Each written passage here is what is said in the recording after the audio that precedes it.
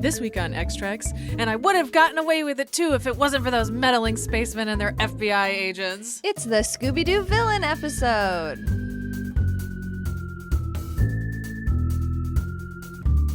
Welcome to Extracts, a podcast where we introduce each other to our fandoms one episode at a time. I'm your host, Erin Cline, an X-Files enthusiastic apologist. And I'm your other host, Stella Cheeks, a forever slut for Star Trek the original series. Each podcast, we pick 2 episodes that fit a cinematic theme, watch them together, and then record our feelings. Our theme this week is Scooby-Doo Villain. Today, we're going all the way back to season 1 with the classic episode, Corbomite Maneuver. I mean, come on, it fits the theme perfectly. A childlike alien pretends to be a scary monster to scare the Enterprise away from stealing its real estate development. Okay, so it's not that, but it's like kind of that. But it's definitely one of those episodes that people think of when you say, oh, I'm watching Star Trek, the original series. They're like, oh yeah, the one with the little kid. So we're finally doing it. We're coming full circle. We're close to the end, so we gotta get those remaining season 1 episodes in there. And for the X-Files, we're watching season 3, you know, when it's like really hitting its stride, episode Grotesque. This is the one with Red from That 70s Show. Should this have gone under Criminally Insane, an upcoming episode theme? Yeah, it absolutely should have. But this is the only one I could think of that fits Scooby-Doo Villains. It's also revealed in this that the senior detective did it, which they always fucking do it. So I'm kind of standing by this choice. Anyway, are you ready for Dig It In There, Mr. Spock? Sort of. That's the boy. Keep it up. Work up a little sweat. It'll do you good. Sure. I have not proofread this. Let's go. And now for a quick-ish episode summary. Our beloved crew is in the middle of their 3rd grueling day of star mapping when a large multicolored cube is spinning in space on a collision course with the Enterprise. While they try and back away from it, it follows them, emitting a harmful irradiation, so the crew reluctantly destroys it. But they didn't destroy it good enough, so Kirk puts the crew through drills, which McCoy questions, and then they flirt about it over salad. Big mistake. Big mistake, because now an even larger sphere confronts the Enterprise, helmed by one Commander Balak. The ship identifies itself as Fesarius, aka the flagship of the First Federation. Seems fake. Turns out the cube the crew destroyed was actually a border marker, and the act of destroying it is considered an act of trespass, which naturally means that Balak is about to destroy the fuck out of the Enterprise. But he's a considerate alien, so he gives the crew 10 minutes to pray to their deities. #blessed. Spock, a godless heathen, managed to capture a visual of Balak while Lieutenant Bailey, who has honestly been kind of a useless weenie this whole time, freaks the fuck out, causing Kirk to relieve him of his duties. McCoy does a little told you so about Bailey because he was concerned about the amount of pressure on the kid. Kirk still disagrees but is inspired by the idea and decides to bluff Balak. Kirk tells Balak that the Enterprise contains a special substance called Corbomite, a device that will destroy any attacker if the Enterprise is destroyed. Kirk is pretty chill about it, saying, death has no meaning to us, so bet. Sulu does a little countdown, Bailey contritely returns to the bridge, and Balak is like, Pixar didn't happen, and demands proof of the Corbomite. Kirk doubles down, and Balak decides to tow the Enterprise into First Federation space and onto an Earth-like planet while the Enterprise is still destroyed.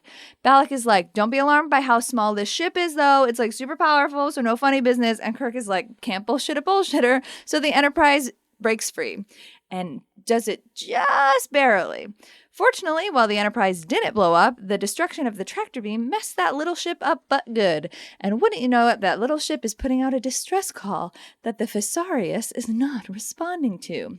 So naturally, Kirk, Bones, and Bailey form a boarding party to help the ship. They beam over only to discover that Balak is just an effigy. The real Balak is actually a little humanoid being that looks like a child and is actually really chill as fuck and likes to party. He tells the crew that he was just testing the Enterprise and its crew to discover their intention, and he's like super hyped to learn more about human culture.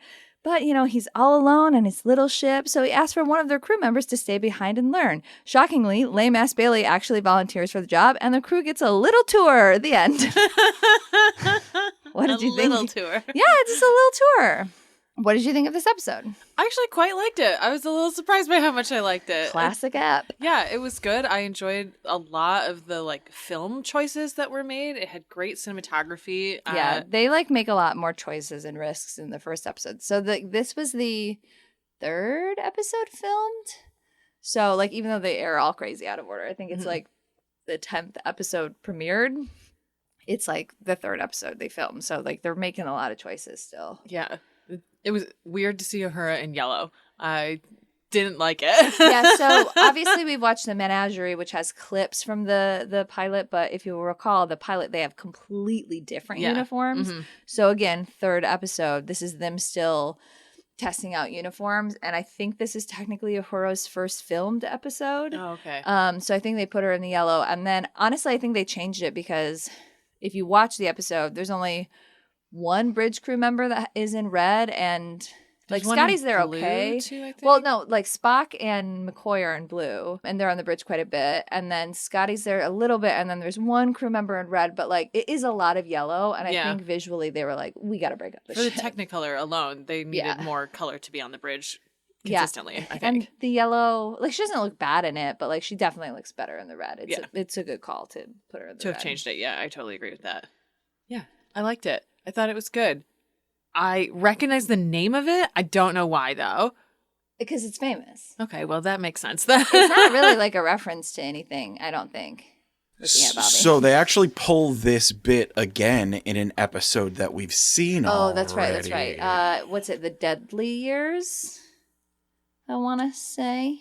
Let me get to my notes. But we've talked about this previously because they pull... It is the Deadly Years. I'm right. I'm great. They pull the Corbomite Maneuver again in the Deadly Years, where they again bluff that they have this material called Corbomite. It's the first time they've done it, and then it becomes one of like the classic moves, right? Got like, it. Oh, let's pull. So like if you're watching like Lower Decks or whatever, like Boimler loves to be like, oh, let's do the classic Kirk move, the Corbomite Maneuver, or things like that. Like it would be common to hear or read that. Okay. But you have technically seen the maneuver, and the maneuver is just let's lie.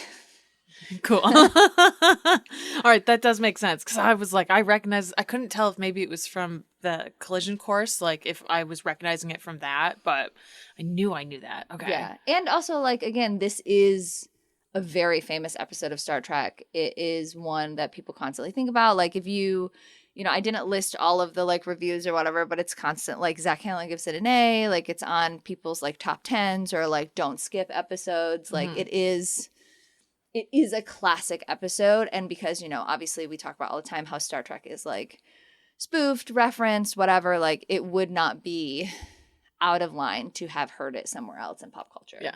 Okay. I think, at least. Also, like, I'm sure you've seen pictures of that little kid before. I'm certain that I have too. I like as soon as he came on, I was like, something really familiar about this. Well, maybe he looks familiar because you've seen him before, or maybe he looks familiar because he kind of looks like Ron Howard because he's Ron Howard's brother.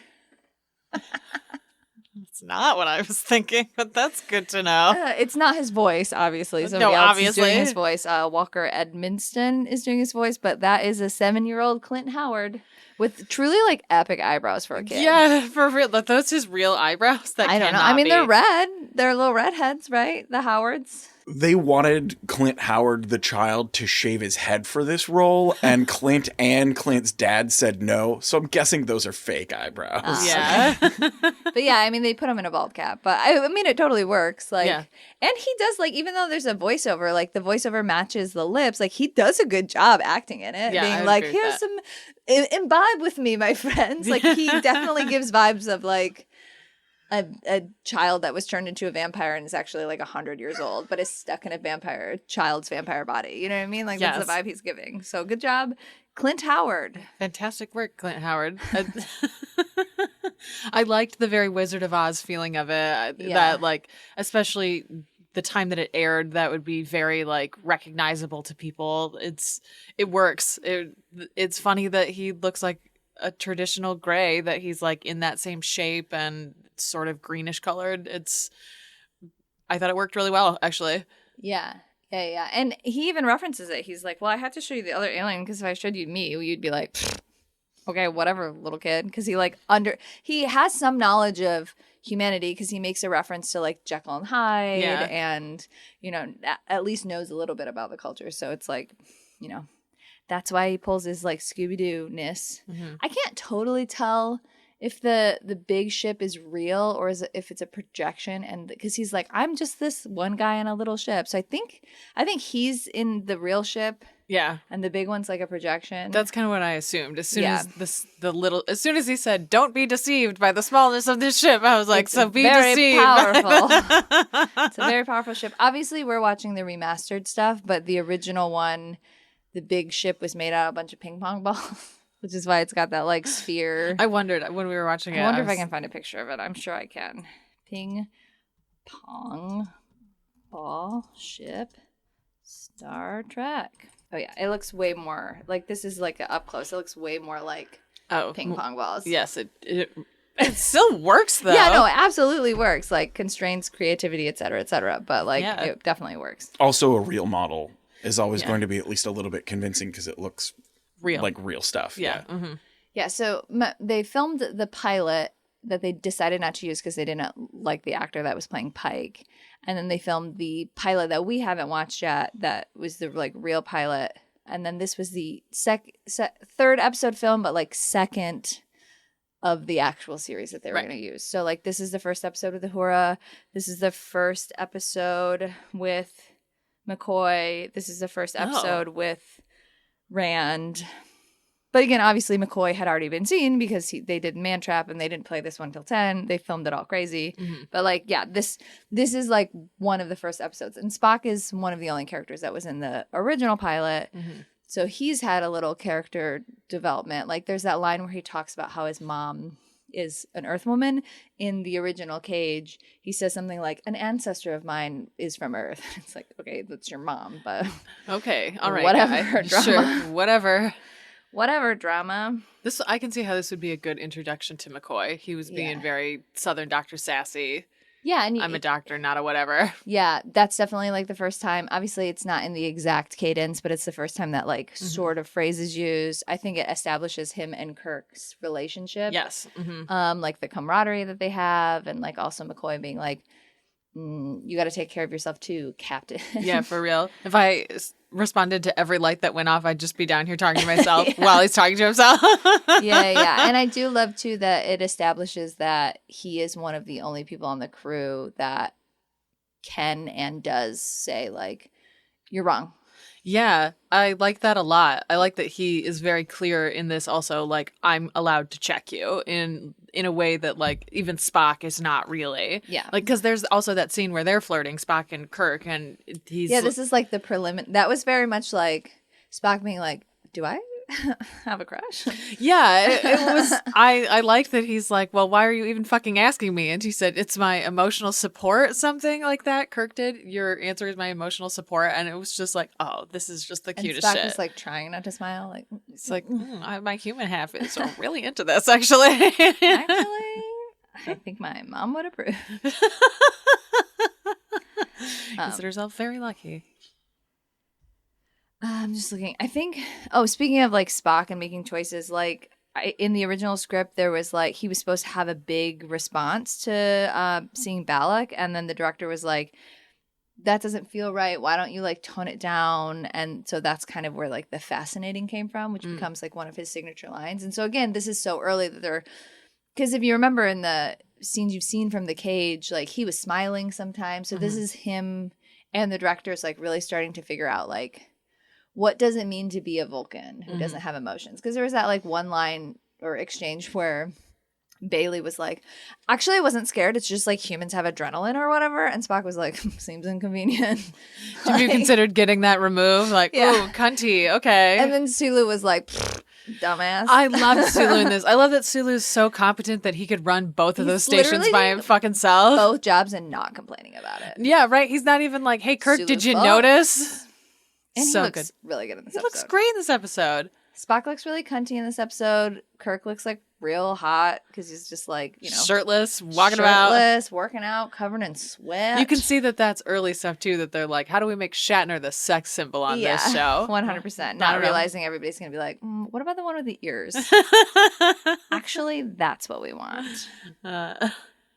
This is the first of the produced episodes where they have their little pointy sideburns. Oh. See, this is like, again, we're going all the way back to season 1. I was telling you and Bobby, like, outside of recording, I was like, there's actually so much Apocrypha that I'm not going to talk about at all. Like, it's because it's one of the OGs.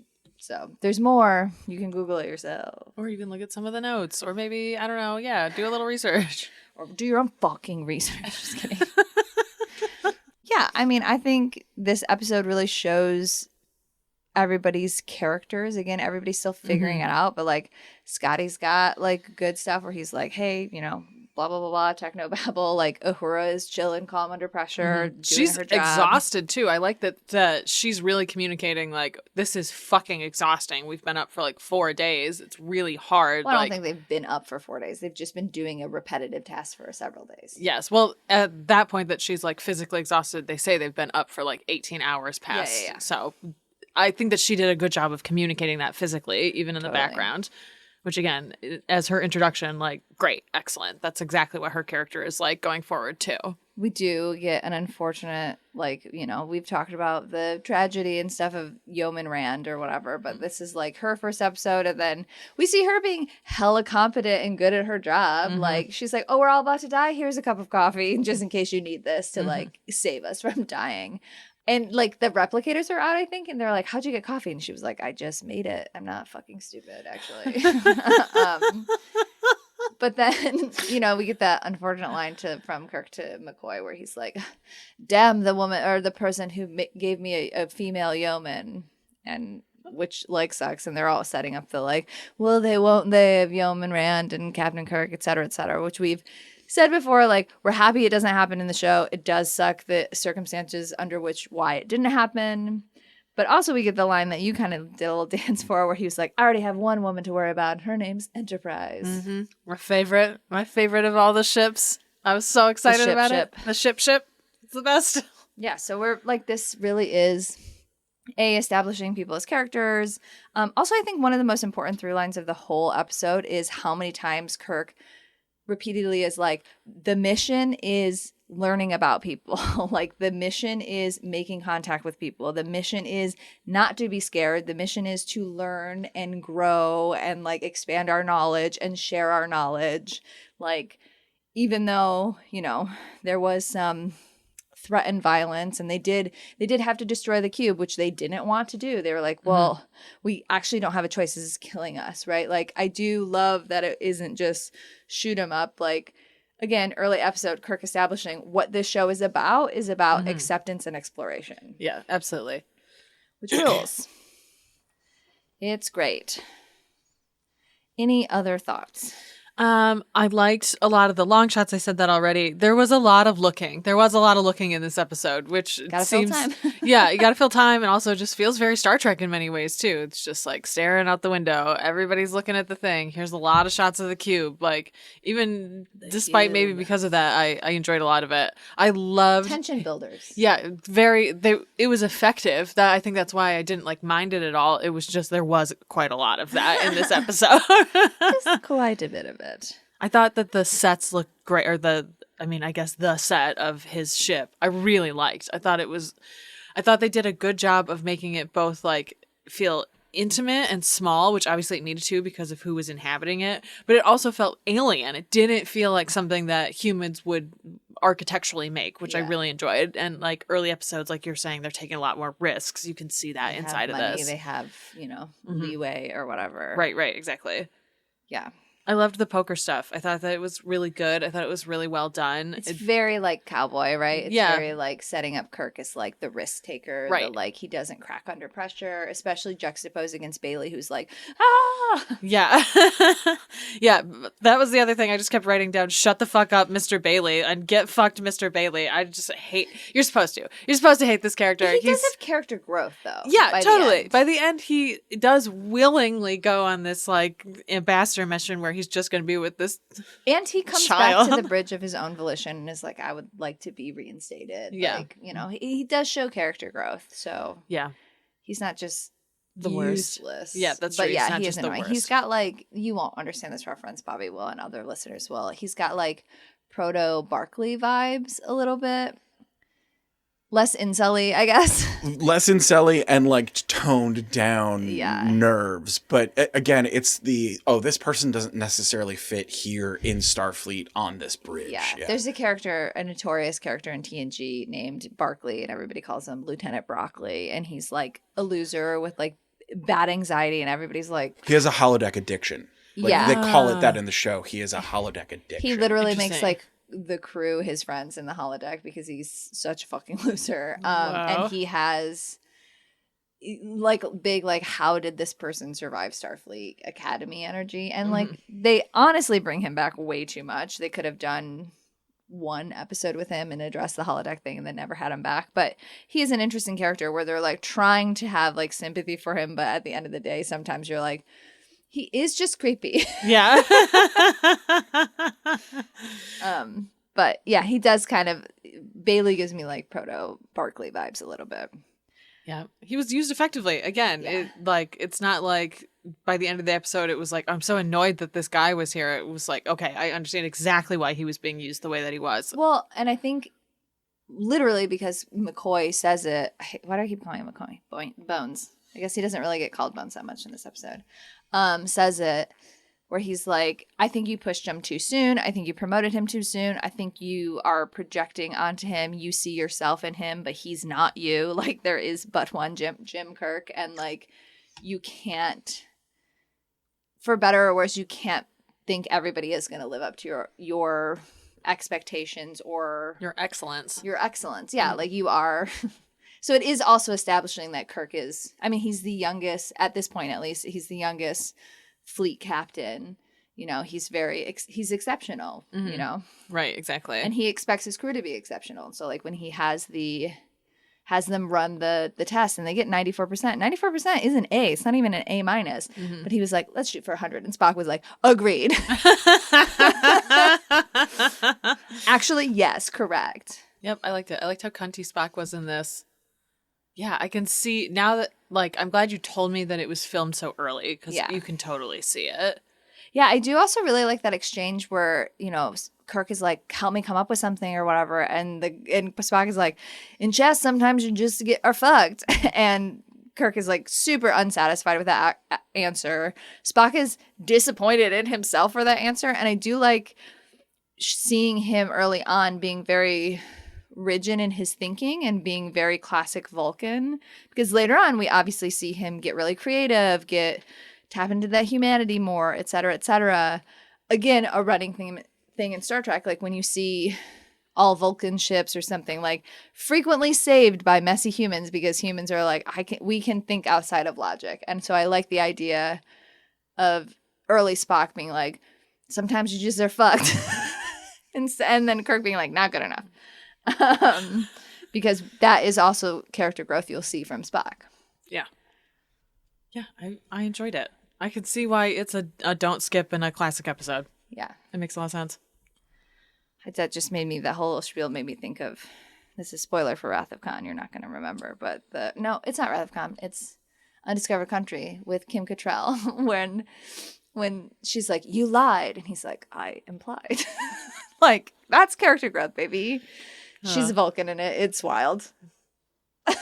Buckle up for that Okay. in the future. I'm excited for the movies. She's pretty good in it. All right, that's really all I have to say. It's a good episode. It's a classic for a reason, like you were saying. Mm-hmm. A lot of really good flinging also. Yeah. I thought that was There's great. one where Spock is like holding on to a banister and just like yes, bumping up and down, like yes. Mhm, I thought think all that's of them very funny. all of them did a great job of doing like synchronized movement together. Like that's not easy to do, and so to get Especially everyone, this early on when they're not used to it. right, exactly. I thought that everyone did an admirable job for something that was filmed so early in the series. Yes. Okay, that's it. That's all I have to say and about it. that is it. That's my final thought. All right, Kirk wearing his shirt like a little sweater over his sweaty body. amazing. That's it. The idea of not having your shirt on is that you're saving it from being gross, and yet he's wearing it in the way No, there's that a towel underneath it. He put his towel underneath it. I did not and notice then he that. drapes the shirt over the towel. Oh, okay. It's actually pretty smart. That is he better. could have just been holding it in his hands, And but his he sweaty had to hand. be Yeah, you're a right. little cunty walking down half naked in the hallway of his Right, ship. you're just watching your captain walk by half naked. Like, am I supposed to be turned on? I don't think I'm supposed to be. This? Is All this right, this is what this sexy? ship is, I guess. And they're not wrong. Synopsis showdown. Never play poker with Captain Kirk. Don't ever try to fuck with the Enterprise, you weird baby.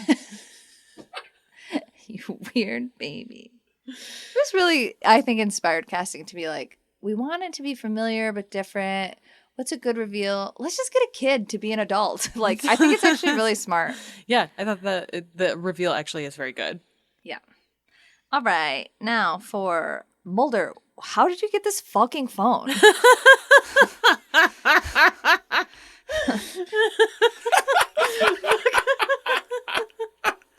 what happens. It is what happens, but still, that was surprising, that's all. He came to the U.S. from Uzbekistan during Perestroika. Failed to mention on his INS application that he spent the better part of his 20s in an insane asylum. He was arrested last week for the serial murders of at least 7 men. You thought all they produced were great hockey players. All right. Okay, here we go. This is actually a quick episode summary. A man is creeping around in art class and draws a creepy gargoyle. Soon, he's arrested for being a super serial killer. Patterson, aka Red Foreman, calls Mulder in on the case because he's like weirdly into him from his former life as a profile. This is season 3, so we are still doing this. This gargoyle-esque case gets everybody to go fucking literally insane, including Red Foreman. There's like a lot of foreshadowing that it's Red Foreman. Just want to be really clear about that. There are several deaths of young artisans, and it turns out that sculpting them in clay is like all the rave. Mulder mulders and worries the hell out of Scully and Skinner. And anyway, the copycat was Red Foreman all along. The end. So The what did you end. think of this episode? It's pretty good. Yeah, I like this one a lot. Yeah, I think, there are effective red herrings in it. I think that because I don't love serial killer stuff, which I know is haha because I talk about Hannibal, but that is truly an exception for me. I don't generally love serial killer stuff. And so I think that they do this in a really interesting way where you don't really have to see a lot of gore or dead bodies or like get into the psychological profile of why this guy wasn't hugged by his mom or whatever. Yeah. And he's like, no, literally the devil is inside of me. I am really scared all the time. Yeah. I thought that it's very effective the way that they do that. They just assume the audience is smart and that they don't have to explain and handhold every single part of this, especially by season 3 where it's like we've already explained that Mulder is like a super profiler or fucking whatever. Yeah. And I also love in this that everyone's like, so what do you think, Mulder? What's going on? He's like, it's a demon. He's possessed. Duh. Obviously, like, look at all the okay, shit. whatever. And they're like, whatever, you creepy, spooky weirdo. What does anyone expect by this point? Everyone calls him spooky. They all know he's a fucking weirdo. Like, what did they think he was going to think about this case? That it was anything other than the guy says that it's the devil. It's the fucking devil. I do really think that the actor that plays the I don't remember his name, but the first serial killer, the one, he's really good. Yes, He's absolutely. really good. He had one line where he was talking about what the devil is like, and he's like, the devil makes men lick the greasy floor of hell just to see his reflection. And I was like, damn, dude, go off. Right? Exactly. Maybe you Go should have written hard. poetry and not done so much murder art, dude. Murder art. That is a great way to describe it. It does have, because read so many comics, I'm that guy who has to relate everything to comics. As soon as he was drawing and then putting blood on it, I was like, ooh, this is big Muse vibes. Muse is a Daredevil villain who he paints with blood. Fantastic. Yeah. He's in one episode of the new show and it's not great. He's actually really good in the comics. Anyways, big Muse vibes. I like that. And I thought that actor was really good. Even in the beginning scene where he's aggressively drawing and freaking out and whatever, he felt like he was being hunted. He felt like he was the victim before you knew that he was the killer. Mm-hmm. Absolutely. That was a good bait and switch. Mm-hmm. Red herring, if you will. Yes, a red herring. I also do the choice of the gargoyle is interesting, visually or whatever. But honestly, and I don't mean this in a mean way, but the actor that plays Patterson does have sort of a gargoyle-y kind of look. So like the fact that it does become him, and the other guy too is like bald, and like it's interesting because like they do have similar structures of both of them, I think. Not that like all bald men are like gargoyles, no offense. I'm just saying these two specifically, their faces kind of like mirrored, like what would your face look like if you had Buffy makeup on it, I like that. Yeah, I like that it is unaddressed also, that like Mulder's kind of like, oh, I saw the devil in him or fucking whatever, but like they don't actually address that this is a person, an actor in makeup that is made to look this way, so that you're getting the visualization of what Red and also Mulder are seeing at this point. Totally. And it's like an interesting idea too. Like it's like I guess a very low key parallel, just because they said Jekyll and Hyde in the first one, but this has big Jekyll and Hyde vibes. Like in Jekyll and Hyde, like Hyde is literally a different visual, right? Like Jekyll drinks the potion and has a transformation. In the book, he becomes like very small and like, rageful. And then in like a lot of the movies, he's just like big and buff and rah. But like his body literally changes to reflect the evil. Yeah. Yes, that's a good call out. Yeah, it is. I'm smart. I've read books. You did go through like 3 different people who were like, is it this one? No. Is it this one? No. Well, honestly, my first instinct, and now it just sounds like I'm lying because I didn't say it out loud. I was like, well, Patterson has such a hard-on for Mulder. It's got to be him. But then I did get thrown a little bit about the bite, because they make that whole thing. Like, he gets bit. He talks about the bite. He's rubbing the bite. Like, so that is an effective red herring, because it made me think like, oh no, they're not going to do the. And when the first serial killer who goes insane, I think his name's John, he is talking about, if there's another kill, that means that it's found another person. And it's found like another host. Yeah, it's found another host, and right then the door slides open, and it's both Red and also the other guy. And so it could be either them. Yeah, Nighthauser? Nedhauser? Nemhauser? I think it's Nemhauser, right? What is it? Yeah, so, and then because all of the faces were so mutilated, it was hard to tell. So I was like, is it the kid from the beginning? I don't know. But no, they already found his dead body. Yeah, but it was all mutilated, so I couldn't tell. These are new extra people that they found. Yeah. And again, I like that they're just like, there's 5 extra dudes. Like, not even going to address it. Not even like, how does this fit into the profile? Totally. It's just a thing that's accepted immediately, which I like a lot. This episode, if you would guess it, is because Howard Gordon was walking around New York City and was like, why are there so many fucking gargoyles in New York City? Gargoyles are good, though. They're supposed to ward off evil. They originally were going to do those outside shots on a hospital, and then the hospital board was like, I don't fucking think so. You can't be. The fuck not. And like, it sort of makes sense. If someone's coming in to get cancer treatment, you don't want to be like staring at a fucking gargoyle, like even if you know that it's a movie set that's existing around. Because like a lot of people probably don't know that gargoyles are like actually a good thing, right? Exactly. Like they feel menacing, helping you. They're supposed to be menacing because they're supposed to scare off evil spirits. So that's like an interesting, actually this one's bad. And I like too the idea of it being a gargoyle and not necessarily like a demon originally, like using that instead of like drawing the demon or whatever. This is the evil that's inside me. It's like, this is supposed to be the protectorate of me, which I like a lot. Yeah. Let's see. Other things. Kim Manners directed this one. He cited it as his favorite episode of the 3rd season because David Duchovny's performance in the episode, he says, Duchovny drove himself, and he was brilliant in that show. He is good in this episode. He is very good. Because that's the other red herring. I never fell for it, but like that's the other red herring that's like, is it Mulder? Right, exactly. Is Mulder actually the one? Because he's like down there at fucking 3 a.m. making murder clay. Covered his house in the pictures and his fingerprints on shit. And it's like, no, my fingerprints on it just because I took it out of evidence just to look at it, and I didn't put gloves on because I'm dumb. Moron. And Scully's like, don't touch anything. And he's like, I'm going to rip this clay off of this fucking thing. Yeah. Like, he's supposed to point at Patterson's hands to be like, look, he's the one who did it. He's like covered in your hands are literally covered in clay too. So if like Scully came in and Patterson didn't like push her over and basically admit that he was the killer, Mulder could be like, look at his hands, they have clay on them, and his hands would have been covered in clay too. Yeah, absolutely. He's a dumb fuck and doesn't know how to handle evidence just so often. Yeah. This is a really great example of him being super chill and just sticking his hands in a bunch of shit. Yeah, truly. Stephen King style. To get inspiration for this, Kim Manners played the soundtrack to the film Jacob's Ladder on repeat while his wife finally said, "Do we have to listen to that fucking CD again?" That's funny. Apparently that's just a thing that male Did writers he write do. this too? He directed and wrote it? Kim No, Manners? Gordon wrote it. Oh, okay.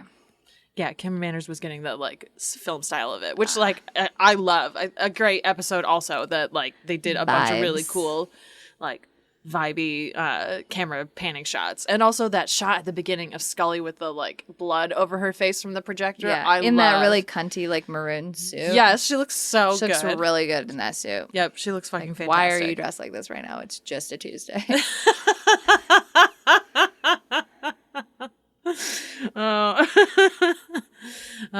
Other things about the construction shot that they had to do that was no longer in front of a hospital. The day that they started doing it, an active construction crew from the city came through and was like, guess what we're going to do? Tear the whole fucking sidewalk up right where you're supposed to be filming. And so, of course, they panicked because they were like, what the fuck are we supposed to do? And the crew was like, it's chill. We'll be done in time. Don't you worry about it. They were like, what? And they were, in fact, done in time. They gave them 2 hours to set up. Nice. It's like that could not be the most city efficient crew of all time, first and foremost. And then second, of course, that fucking happened on that day. Couldn't someone look at the permit and be like, there's a film permit here? But no, they did not. Government doing a good job? I don't think so. I don't think That's crazy. That sounds fake, actually. That's crazy. It is a good Skinner scene, too, where he's like, are you worried about Mulder? And she's like, no. And he's like, off the record, I am. I love it. I love it. I like that we also got 2 monologues from Mulder in this, because every time they happen, I just think Skinner has to fucking read this. Yeah. Especially the one at the end where I'm like, this is your field report. Like, calm the fuck down. I do. I think while the inner monologues or whatever, the narration of the field reports are very dramatic, I do like them. They fit the theme very well. And they feel very Duchovny. I think it's probably just because I've listened to books where he's narrated, but like it just feels very. This is what David Duchovny does: is narrate things. This feels like 2 and definitely 3 and 4 feel like David Duchovny and Fox Mulder are starting to meld into one singular person. So I can see how that you would think this is just David Duchovny. Yeah, for sure. He does. It is very interesting too to be like, oh, spooky Mulder, Mulder, we all make fun of him, but then like when push comes to shove, people are like, can we get Mulder on the case? Yeah, right. Which I think is very interesting and like important for like the framework of the show, et cetera, et cetera. People are willing to look past the fact that he's spooky, even though they know that they need that perspective because they can't think that far outside the box. I mean, we've talked about it a lot before, but like the X-Files has a high close rate. Yeah. Like a ridiculously high close rate. Absolutely. So like, sometimes you just need help from somebody who can do their job. And I bet sometimes you just need Mulder to roll through and be like, I literally don't have any spooky ideas. It's got to be murder or fucking It's just whatever. regular. If this one's regular. Yep, he just walks in and he's like, vibe check, vibe check. I actually don't think this one is spooky. This one's just regular, guys. This one's regular. This episode also features something that I love. One of my favorite podcasts, Fox Mulder is a Maniac, talks about this all the time, that Mulder's favorite investigative method is to go into a library or into somewhere private and just like study and stare into the distance. Like, this is a great episode for him. Like, this is how you see Mulder's investigative style and how it's fucking bonkers and like doesn't really make sense. And Patterson comes in and is like, I'm like really disappointed in you. This is like not really the kind of like cat and mouse game I was thinking was going to happen here. This is kind of pathetic, actually. I'm just doing research, man. Mulder's asleep on the table and he's like, I could literally cut you right now. This is like not fun. Anyway, when Mulder said, why didn't you kill me? Stella's immediate response was, because you're too old. Which They have said multiple times he kills young men. 18 to 23, I think they said. Like, So when he was like, why didn't you kill me? Too old. at this point in the series, he's like in his 30s, so I can see So I how guess he Nemhauser was old, but it was just, a funny thing to say. that one was more because he knew who it He was. found him out, because he like is calling and being like, I gotta talk to you, Attacked. Dead. I like how they found his arm. Indeed. The reception to this was really positive. They won a Primetime Emmy for Outstanding Cinematography, which, like, you can fucking tell. It's a very, very well done episode. The music and the art department are all, like, praised critically as well. The music in this is fantastic. We didn't really talk about it in the Star Trek one, but the music in that one was also fucking fantastic. Emily Vanderwild said that while the episode is ponderous and pretentious, this aspect turned into like a benefit of the episode, that like really what it needed was this like pretension and Mulder and all the like soliloquies and shit, so that when you get to the end and the Scooby-Doo villain reveal is that it's man, that it's not actually a monster, or maybe it is a monster that possesses people, the evil is something that comes out of you or whatever.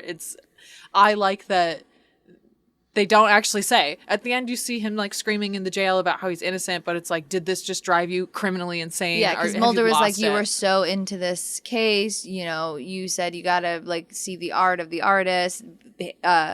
Bobby said like, this is like Hannibal vibes, the like, this is my design, like getting in the head of the killer. Like, did that drive you crazy? Or are you possessed by the devil? We'll never know. We'll never know. I like that we'll never know.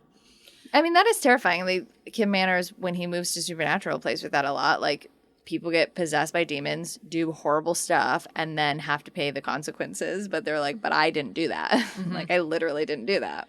Yeah, it's an interesting way to think about possession, that, like, the host still has to pay the toll when it comes due. The host can't make any choices, but has to pay the toll. Terrifying. Super. It's a super terrifying thing. The thing that people do complain about the most is the soliloquies, but I think that that's just like a thing that, yeah, if you like them, you like them. If you don't like them, you like them. Like, that's kind of it. there's no way around it. She didn't hear it. What? You said, if you like them, you like them. If you don't like them, you like them. So, you know what? You watch the X-Files, then you right. fucking do whatever. You're right. You don't think you like them because it's pretentious or whatever, but it's the X-Files and you're watching the X-Files, so you actually do like them. I fucking stand by it. Hell I don't yes. even care. Hell yes. Do you have any other thoughts? I do not. All right, fantastic. Synopsis showdown? Sure. All right. Man is the real monster and Clay is the smoking gun. Mulder versus the Devil, round 3?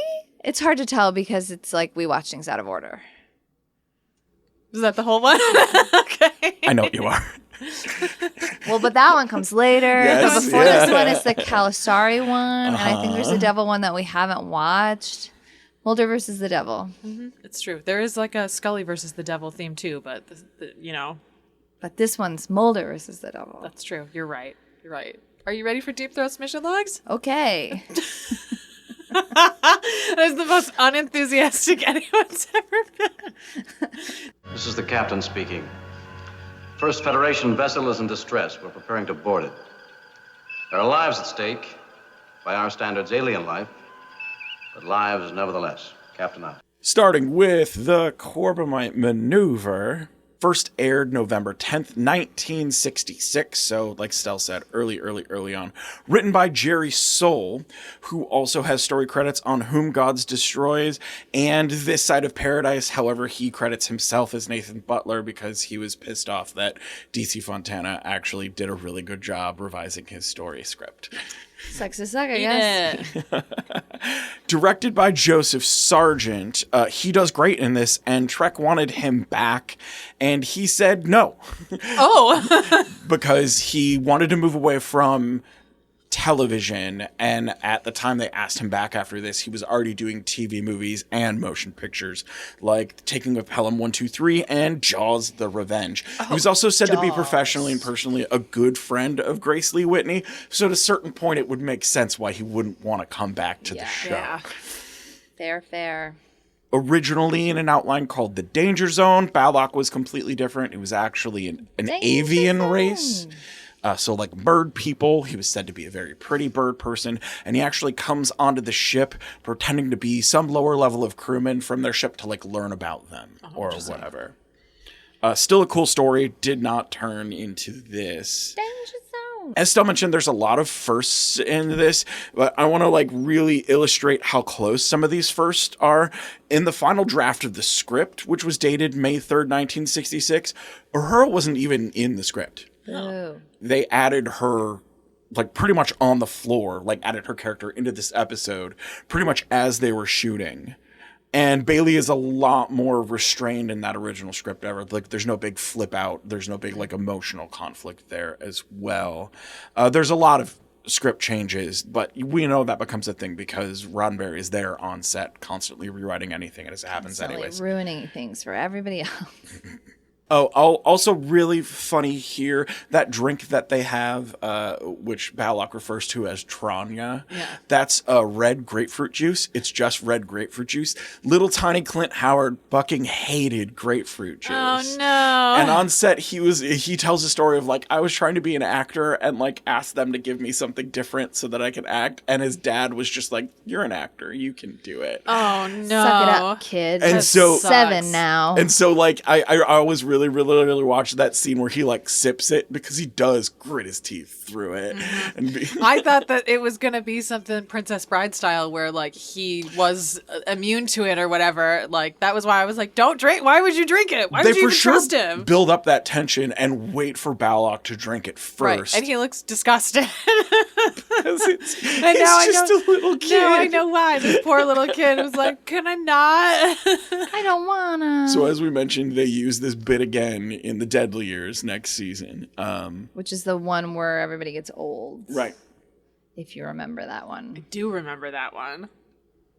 This is a funny aside story. The final shot of this episode during the credits is that close-up of the Balok puppet. Mm-hmm. And Robert Justman took that cell because the credit on it is the executive in charge of production, Herbert F. Solo. So it's the Balok face and then executive in charge of production, Herbert F. Solo. He just took that and put it in the cheapest, dingiest frame he could find and hung it on his desk because Solo's job was to keep the show on budget. Herbert F. Solo, we actually owe a lot to him. He's also the one that smooths over the whole Gene Roddenberry, Majel Barrett sneaking her into the show and their affair. He's the one who smooths that over with Lucille Ball. Damn. Okay. So Lucy doesn't fire Roddenberry and Majel Barrett from the show. But beyond that, he and Justman are constantly butting heads because of budget and reasons like that. So that's the joke there. The Balok's head also got erroneously used as the figure for the Keeper action figure. The Keeper was the Telosian. They don't look anything alike. That was just toy makers making toys. Toy makers making toys. Yeah, and as Stell said, this is one of those culturally lasting bits that Star Trek gets known for, especially because it was an early episode. My favorite example of this is that they do this exact same bit with a child getting voiced over by a human and all of the whimsical laughter. That's the end of a Mr. Show with Bob and David episode. It's really funny. Comedy nerds are actual nerds. And then as far as extended canon goes and revisiting Bailey and Balok, there is a Voyager short story Ambassador at Large from the anthology book Strange New Worlds, where Bailey and Balok explore all the Alpha Quadrant and then fuck off into the Delta Quadrant and run into the Voyager crew. And Janeway gets the same tour that they get of the ship. Balok loves to give a tour. He's like, I'm proud of my ship. Good for him. He should be doing all that by himself. Loves little hands.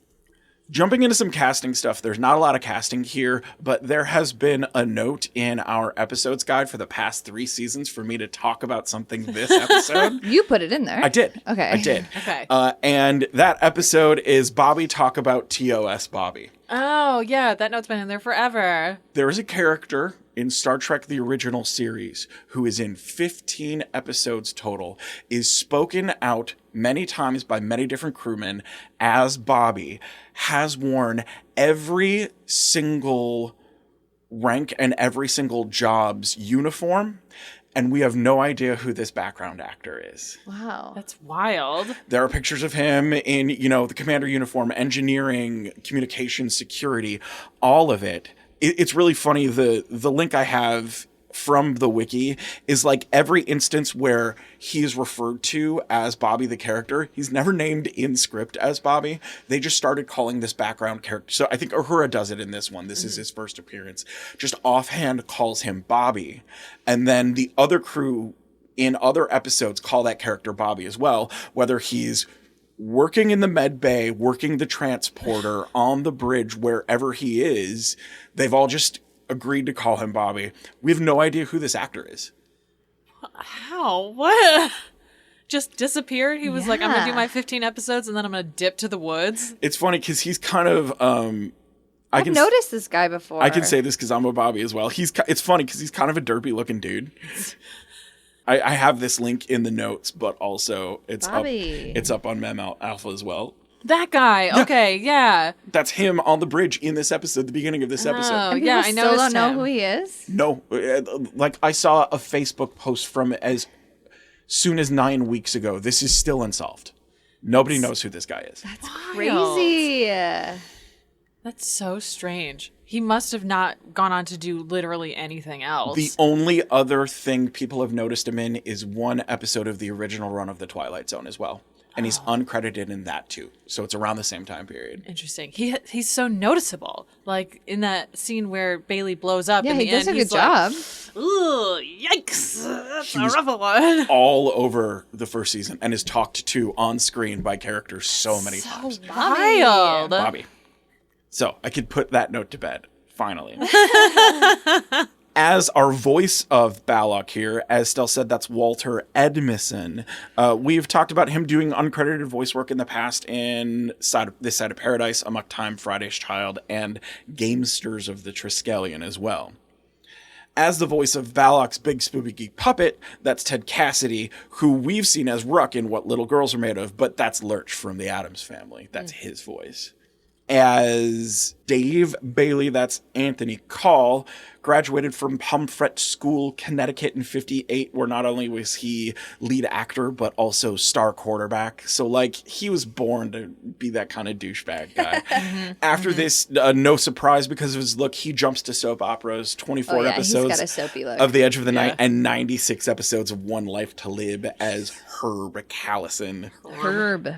And then recently, since like the 2000s, he's been doing voice narration works on like true crime TV shows and interesting. spooky TV shows. Murder Comes to Town, A Haunting, and Shock Jocks. So he's still out there working now. And then as our actual Balok, yes, as Stell said, that's Clint Howard, one of the ultimate Clint that guy Howard. character actors who also happens to be brother of one of the most prominent directors of our generation. He started with Ron Howard on the Andy Griffith Show. Ron went on to do Happy Days and I American truly Graffiti and never all realized stuff. that they were brothers. Yeah, he's the younger brother. And he kept working after this too, even though he's Wild. Howard, like, of course you're less prominent than Ron fucking Howard or whatever. But he was on TV everywhere. He did more child acting stuff in the Baileys of Balboa, the Gentle Ben TV show, guest roles everywhere. I could name a million things where people listening to this have seen him in, but he's one of the e-com guys in Apollo 13. He's the disc jockey character in That Thing You Do. He's in The Grinch Stole Christmas, the later Rob Zombie Halloween reboots, Frost Nixon, and most recently Terrifier 3. He has appeared in 17 of Ron Howard's flicks, of course, and also every Austin Powers movie. So, like, when we're talking about range, he's one of those guys who freely floats between zany B-movie horror and serious dramatic roles. But he's also come back to Trek, netting 5 Trek series total in his career. I think he's tied with Majel Barrett for, like, the most different Trek series. He's in this, he's in DS9, he's in the fantastic Enterprise episode Acquisition as a Ferengi, such good casting. Disco as a creepy Orion, also great casting. And in Stranger Worlds, he plays Commander Buck Martinez. He also reprises this exact role again as a grown Balok for 2006's Comedy Central's Roast of William Shatner. He Nice. just does this bit again where someone else like overdubs a voice and he plays this character. Cute. Moving on to Grotesque. Aaron mentioned the Emmy Award-winning Grotesque. The Emmy Award-winning Grotesque. Original air date February 2nd, 1996. Written by Howard Gordon, as Aaron mentioned. He really liked this episode as well, directed by Kim Manners, and Manners said this was one of his favorites. Agent Nemhauser, the name we were looking for earlier, Searching for. is actually named after the production supervisor in the early seasons, Lori Jo Nemhauser. Fucking knew I recognized that name. Because you see it all the time. Yeah, exactly. But also, it's a really good FBI agent last name. Yes, I would agree with that. There are a couple of times in this one where Mulder quotes Patterson. He's actually quoting Nietzsche. which makes sense that like an FBI guy would be obsessed with Nietzsche. So that's To Catch a Monster, you have to become one yourself, and we are left alone in the darkness of the abyss is basically the Nietzsche quote. He who fights with monsters should look into himself, does not become a monster. And also, when you gaze long into the abyss gazes into you. Yes. It's just Nietzsche. There is a young adult novelization of this episode. A lot of the young adult novelizations are written by someone named Ellen Stieber. She also does adaptations of Squeeze, Shapes, Eve, and Oubliette, and Hell, Money, and Shadows as well. Damn, that's a range. Yeah, and like some damn scary, spooky episodes in there too. Especially like a YA version of Squeeze is wild. Yeah, for real. Yeah, but if you think there are a lot of spooky YA books. Oh, yeah. Oh, yeah, for sure. So you can get away with spook more than... Though a lot of... Honestly, I read some YA books and I'm like, this is not YA. This is an adult book. This is crazy that you shelve this under YA. That's like R.L. Stine Fear Street books exist. Like, I know so much about the human body because of those books. Obsessed with the bends. I don't know why he was so obsessed with the bends. Because it's terrifying. It is terrifying. You're right. It is really scary. Because it's terrifying. And then Agent Bill Patterson in this is based off of real-life FBI profiler John Douglas, who also the main character, or one of the characters in Mindhunter, is based off as well. It's kind Is that show good? Yes. It's a real shame that it got canceled so abruptly. Yeah, that's like, Jonathan Groff's character is based off of the same guy. I thought about watching it, but then I was like, I don't know. It's really good. Will I like it even though I don't like serial killers? Yes, because it's more of a like it's about them. Yeah, it's a human drama as opposed to just like a serial killery show. There is one overlying serial killer that you never get resolution for because they canceled it, which sucks. It's only one season, right? Two. Yeah, but they're short. Ran out of minds to hunt. Gotta find more minds. Moving on to some casting stuff. As our male model at the beginning of this episode, that's Zoran Vukovic. He also plays Vlad in an episode of Arrow in 2015, amongst other things, but I just wanted to mention him because we saw so much of him. We did see so much early of him. on. Mm-hmm. Shout out to art models. Art modeling is hard. I did it one time, and I was like, I'll never be doing this again. Yeah, no. So shout out to them, because that's actually a really hard job. As a young agent who we see briefly, that's Casper Michaels. Also guest roles and multiple TV roles, but also does multiple stints as voicing the character Gig in Hot Wheels movies. As Agent Shaherlis, which is the agent that pulls the prints from the knife that Scully talks to briefly. That is Susan Bain, who also plays a coroner in El Mundo Gira, which we don't get to on this show. No. And then a lot of TV horror credits and recently voiced hermits in the fantastic Outer Worlds video game. That brings us to Greg Thurlaway as Agent Nemhauser. Also plays Dr. Kaplan in Sanguinarium, Season 4, Episode 6. We also don't cover that on this show. Nope. Stella, you're pretty cleared for like Season 4 soon, right? I think so, yeah. We don't have a lot left on the list. Yeah. I don't know, man. Also notable for him, he plays Mark Carr in the Disney movie Xenon Girl of the 21st Century. He plays who?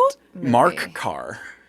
We have one more episode from Season 4, and weirdly a lot of Season 3. Yeah. Yeah, because it's season. We have good Season stuff. 3, Season 4, Season 5, and Season 9. Yeah, we have one more Season 4 episode, but then Which is 2 the Season next 3. episode. Yeah. Wonderful in this, as we said, is Levani Auchinishvili, which is why he's credited professionally just as Levani. Oh, okay. He drops his Georgian Russian last name when being credited in Hollywood specifically to not do that. But that's our John Mostow. That's our first killer. I knew his name was John. Yeah. Of Russian and Georgian descent. His other notable roles in Independence Day as the Russian pilot, in Air Force One as one of the bad guys, and a Russian vampire in Blade. He's one of those guys that gets like typecast roles, but he's actually like a really meat and potatoes serious actor. He's done work in multiple languages and also does a lot of teaching in Hollywood here and there as well.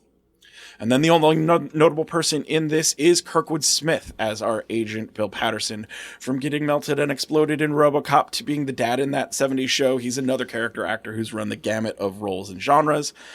He also voiced Commissioner Gordon in the Beware the Batman animated show, which I think is pretty solid casting. Yeah. And then was Senator Mayer on 24, and of course 200 episodes of that 70s show as Red Foreman. Way too many other guest roles to name here, but one I want to call out directly is, and we mentioned it earlier too, he plays President of the United Federation of Planets in Star Trek IV: The Undiscovered Country. That's a goddamn bingo. I'll count it. He also comes back to Trek a lot. He plays Thrax in a season 4 DS9 episode. Anorax. Is it Klingon? Thrax, yes, I believe so. I remember him in Klingon. I feel like I remember him. And then he plays Anorax in 2 Voyager episodes and voices Klar in the season 1 Lower Decks episode Veritas. Thrax is a Cardassian. I just Cardassian. remember That makes there sense, was too. like again, it's the swooping makeup. face stuff. Yeah. So if you line up him and grown Clint Howard next to one another side by side, pretty similar looking dudes, and both of them came back to Trek a bunch. Because Trek rules. So that's cool. Of course, notably, during his run in that 70s show, he was in a hot tub with Mitch Pileggi, who was throwing a key party. Lucky him. Yeah. No, there is sadly the whole cast of that 70s show has that Masterson ick on them. Yeah. It's an unwatchable show now, which is really unfortunate. Yeah. I never watched it, so it's not a big loss to me. Stella Cheeks, dodging bullets. Yeah, for real. Damn. All right. Okay. I have to tell you, I'm really disappointed in you. Well, I wouldn't want to disappoint you by not disappointing you. Stell's transition master this episode. know, It's for all, real. okay, sure, yeah. Yeah. Now it's time for our overall thoughts.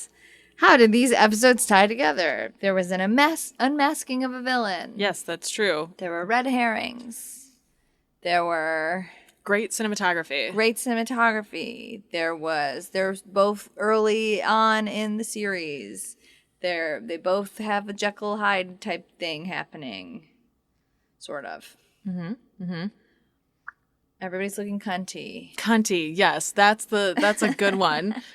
The quote second is looking real cunty in both of these. Yeah, absolutely. That's all I got. Fantastic. I think that's quite a lot of things, actually.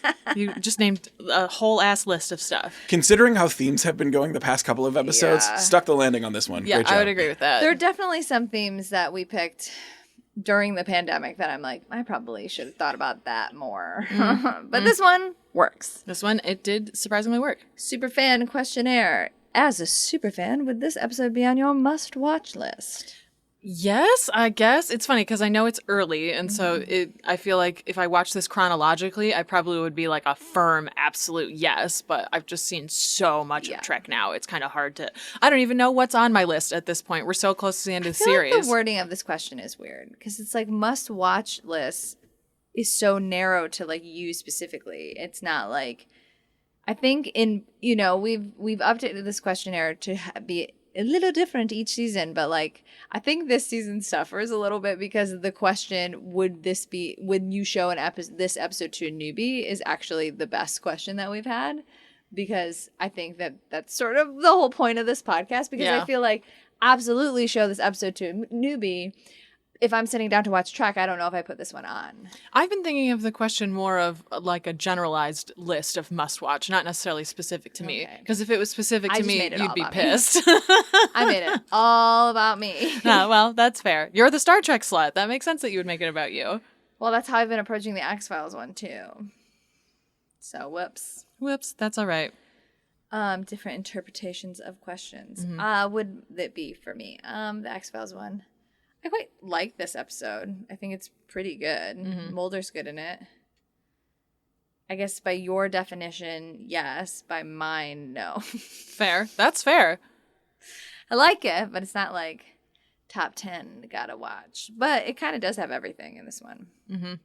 It's a good monster of the week that ultimately is not spooky, really. It's a scary episode that doesn't wind up having like a spooky resolution. Yeah. Is there a series-defining moment in this episode for you? Absolutely. There's a ton of them, and I feel like a huge part of it is the flinging. Like, of course, that's the one that really stands out to me. You love the flinging. I do love the flinging, but I love the flinging because it was something that I knew culturally before going in to watch Star Trek, and so to see it like over and over happen throughout the series, but have it be used effectively, and it's not a joke in the way that it's presented culturally. Like, I really enjoy that and thought that this was a really good encapsulation of that. And like series defining moments, Kirk and the Enterprise, like that's his boo. He has to be like That's all the up in next that. question. Yes, I know that, but like that's a series defining part of this, right? Is Yeah. that Kirk absolutely loves the Enterprise and will do anything to protect it and its crew. So I thought that was also really firmly encapsulated in this episode. Series defining moment for the X-Files. I think Mulder just making art out of murder clay at 3 a.m. when he should have been at home. Doing anything else. Doing literally anything else, not violating a crime scene. Do Probably you think, that. Do you think that all those drawings that were in his apartment were the evidence from the other guy, or do you think he made all of those drawings? I think a healthy mix. That's a good answer. At one point while we were watching it, I was like, he has to take all this down. At some point, he has to go through and like unpin it and take it down. And Yeah. like, it's not like he rips it down in like a rage. He has to like very calmly clean his whole apartment. Yeah. I mean, I wonder how long they stayed up, you know? As soon as the case is solved, he's like, anyway, time to move on from this. Does this affirm your OTP? 100,000%. This is a whole episode about how Kirk and the Enterprise are bonded together. I don't think so. This episode isn't very like flirty or like. I mean, I think it is good character work from all three of them, even like the little Skinner we get. But like, I don't think it's like a sexy episode. Yeah, she's concerned about him, and if you're watching with, but like, also is like quick to be like, I do sort of believe that you could be the killer. yeah, absolutely. And I think Like- part of that is because she knows him so well at this point, where she knows him well enough to know you might have lost your fucking mind, but also doesn't know him well enough to know you definitely didn't lose your mind. Yeah. Is this episode a fuck, fine, or a flop? A fuck, I guess. I don't know. I wasn't like, woohoo, this is incredible. But like, yeah, this is a fuck. It's a really, really good episode. Same. Same. That's my energy. Sorry. That's all right.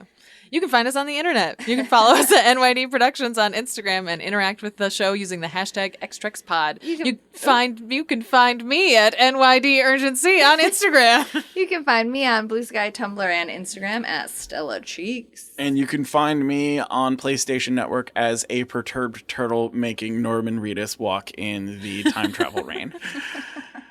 If you want to know what that's all about. The son of the president. Yeah. Also, the president is his mom.